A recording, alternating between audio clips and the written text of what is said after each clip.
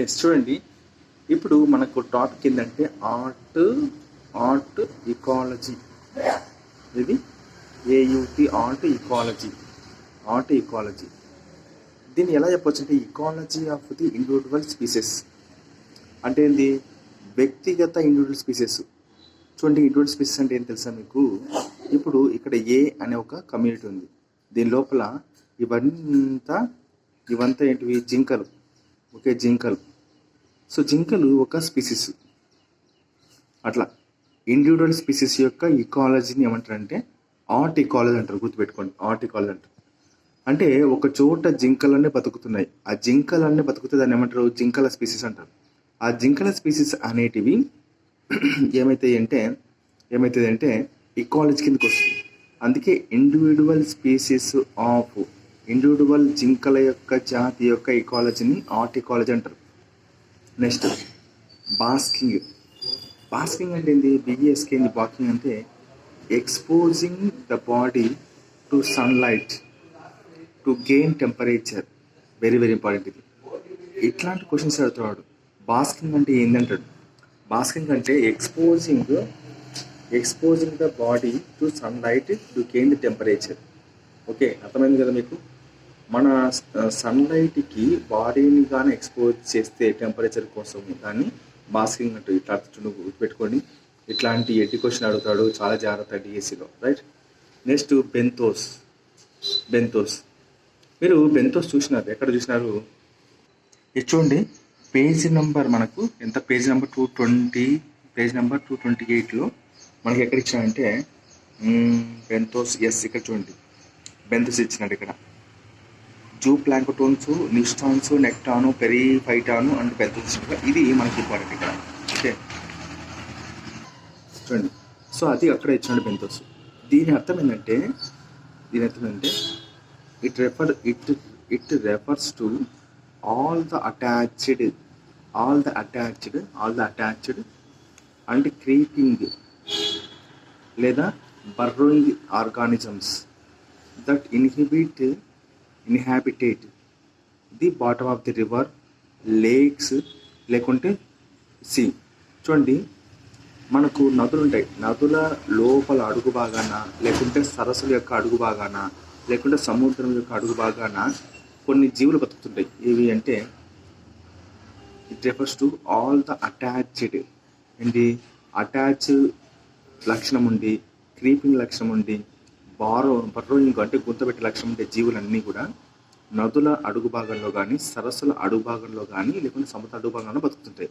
అటువంటి జాతిని ఏమంటారంటే బెంతోస్ అంటారు. బెంతోస్ ఏమంటారు? PHOS బెంతోస్ అంటారు. Yes.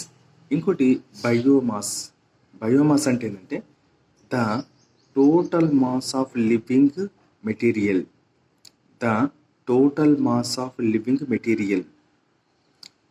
Within A specified area. Total mass of living material within a specified area at a given time.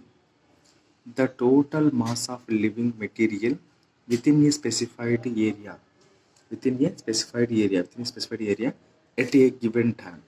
దాన్ని ఏమంటారు? బయోమాస్ అంటారు. Next plumber. ఓకే, గుర్తుపెట్టుకోండి, plumber.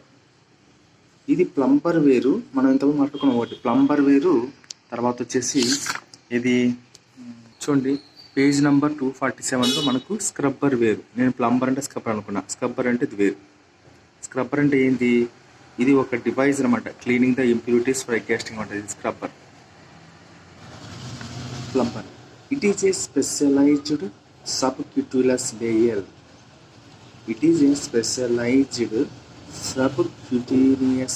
Layer of fat found. ఎక్కడ ఉంటుంది? కేవలం ఉంటుంది ఓన్లీ ఇన్ మెరైన్ మ్యామెల్స్. అంటే సముద్రంలో బతుకుతున్న మ్యామెల్స్లోనే, ఓన్లీ ఇన్ మెరైన్ మ్యామెల్స్లోనే ఉండే స్పెషలైజ్డ్ సబ్క్యూటినస్ లేయర్ ఏంటి అంటే ఏంటి? కొవ్వు అనమాట. ఇది కొవ్వు. దీని ఏమంటారంటే PLUBBR ప్లంబర్ అంటారు. ప్లంబర్ అంటారు. Very very important. ఇది ప్లంబర్ అంటారు, గుర్తుపెట్టుకోండి.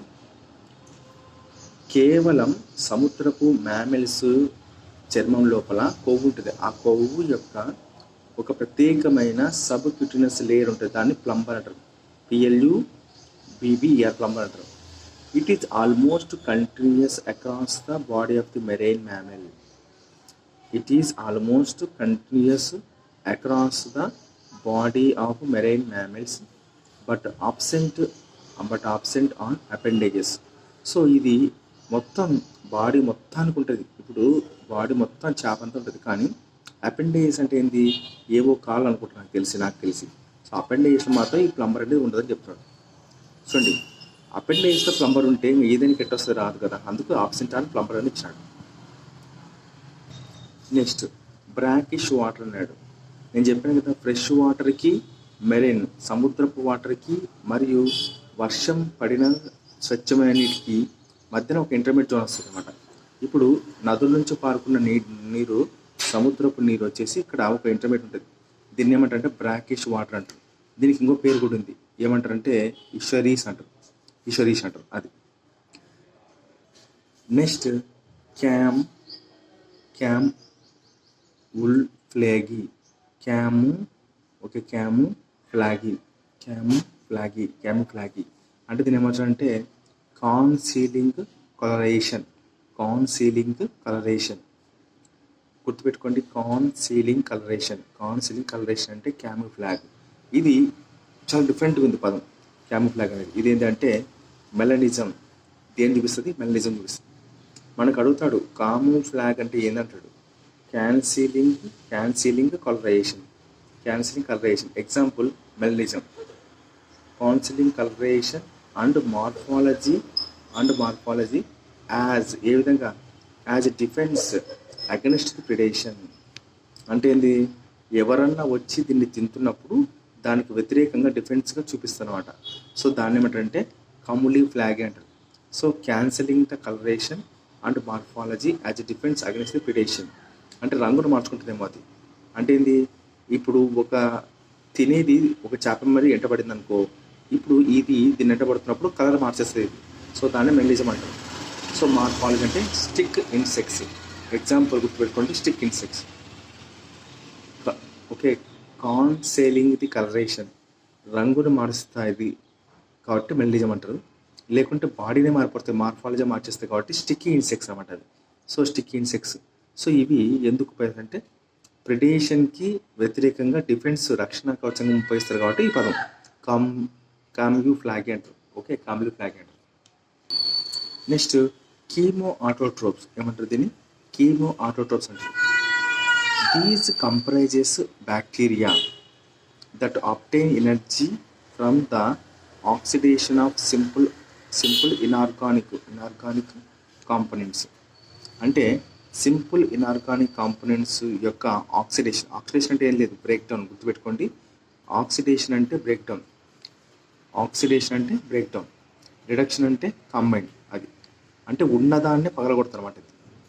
These comprises the bacteria that obtain energy from the oxidation of the simple inorganic components and can use the energy released to assimilate carbon dioxide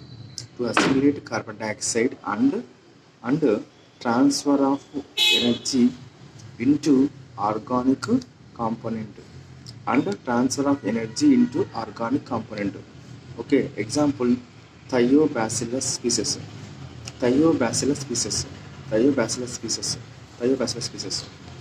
these comprises bacteria that obtain energy from the oxidation of simple inorganic component and can use the energy released to assimilate carbon dioxide.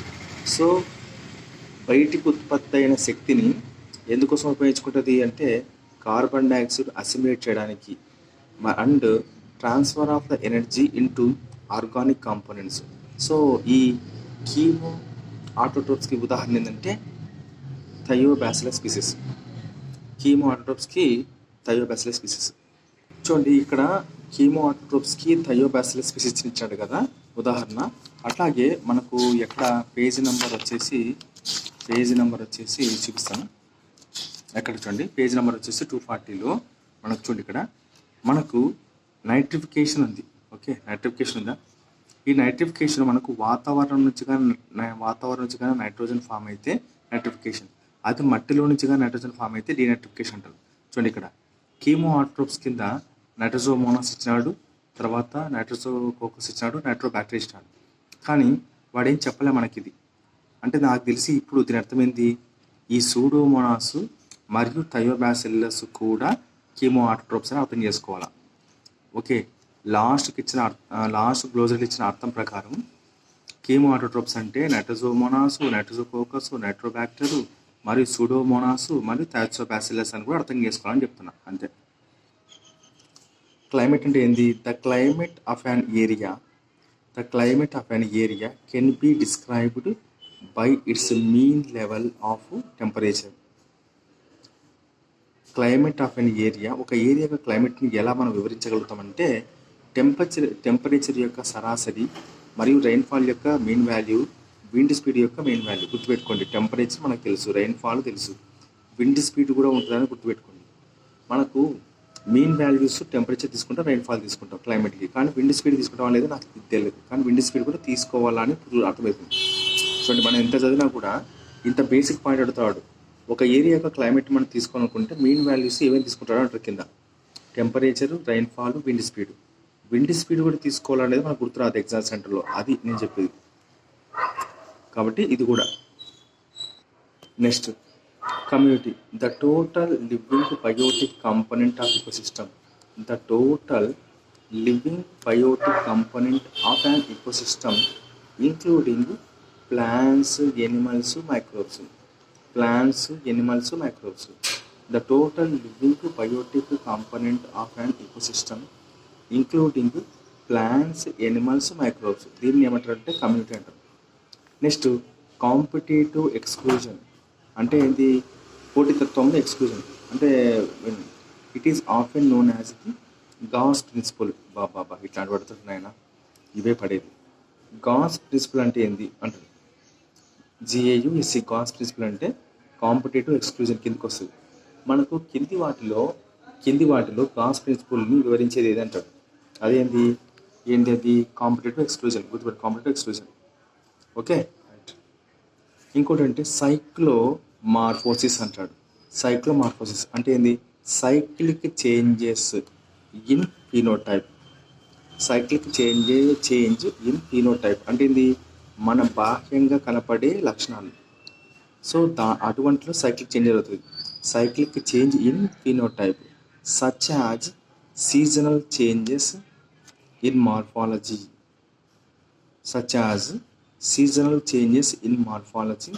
particularly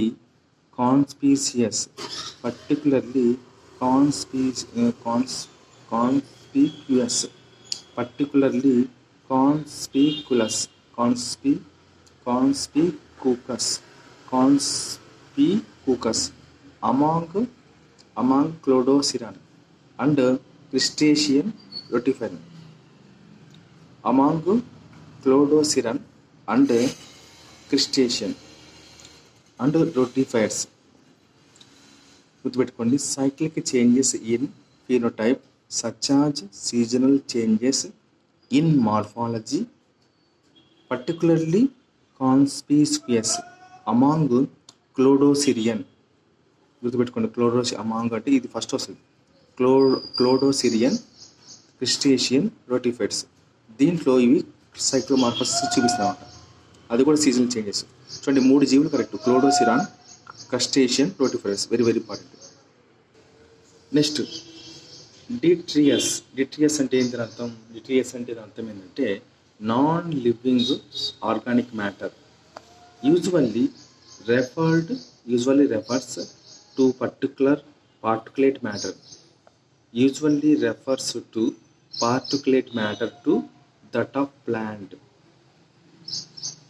Usually refers to a particulate matter to that of plant. ఒక plant యొక్క particulate మ్యాటర్ని కూడా debris అంటారట. అంటే ఏంది? ఒక మొక్క నుంచి చిన్న రేలు పోయేదే కదా. ఇప్పుడు ఒక మొక్క ఉంది, చనిపోయిన తర్వాత మనకు కుళ్ళిపోయిన తర్వాత ఏమవుతుంది? అంతా పార్టికులేట్ మ్యాటర్ అవుతుంది. దాన్ని ఏమంటామంటే కుళ్ళిపోయిన దాన్ని మొత్తం డెట్రియస్ అంటాం. అంటే దాని అర్థం ఏంటి? మొక్క నుంచి వచ్చింది కదా, కాబట్టి దీన్ని మొక్క నుంచి వచ్చిన నాన్ లివింగ్ మ్యాటర్ అనేటువంటి పార్టికల్ మ్యాటర్ని డెట్రియస్ అంటారు అని చెప్తున్నాడు, రాదర్ దాన్ ఎనిమల్ ఆర్జిన్ కదా. ఏంటి గుర్తుపెట్టుకొని అడుగుతారు ఎగ్జామ్లో, మనకు ప్లాంట్ నుంచి వచ్చినది డెట్రివర్స్, ఎనిమల్ నుంచి వచ్చినది కాదు. సో ఎనిమల్ నుంచి వచ్చినది మాత్రం ఖచ్చితంగా అయితే కాదు. సో ఇక్కడ ఎగ్జాంపుల్ ఏం చెప్పొచ్చు అంటే మనకు లీఫ్ లిటర్ అంటే మనకు కుళ్ళిపోయిన ఆకులు ఉంటుంది చూసావా, కుళ్ళిపోయిన ఆకులలో లీఫ్ లిటర్స్ అనమాట. డైపాస్ అంటారు. ఇక్కడ దీని మీనింగ్ ఏంటంటే డైపాస్ అని meaning, it is a condition of arrested growth లేకుంటే reproductive development common in many organisms particularly insects during unfavourable conditions.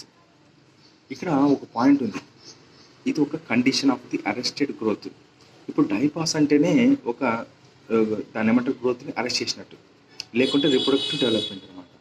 ఇది ఎక్కడ కామన్ అంటే కామన్ ఇన్ మెనీ ఆర్గానిజమ్స్లో, పర్టికులర్లీ ఇన్సెక్ట్స్లో డైపాస్ ఉంటుంది డ్యూరింగ్ అన్ఫేవరబుల్ కండిషన్స్. అంటే మనం అన్ఫేవరబుల్ కండిషన్స్ అంటే ఎట్లా, ఒక సీడ్ వచ్చేసి మనకు ఏమవుతుందంటే అన్ఫేవరబుల్ కండిషన్లో ఎన్సిస్టిమెంట్కి వెళ్ళిపోతా లేదా, అట్లాగా డయోపాస్ డార్మెన్స్లోకి వెళ్ళిపోవడాన్ని అంటారన్నమాట. డైపాస్ అంటే it is a condition of arrested growth or reproductive development common in many organisms particularly insects during unfavorable conditions.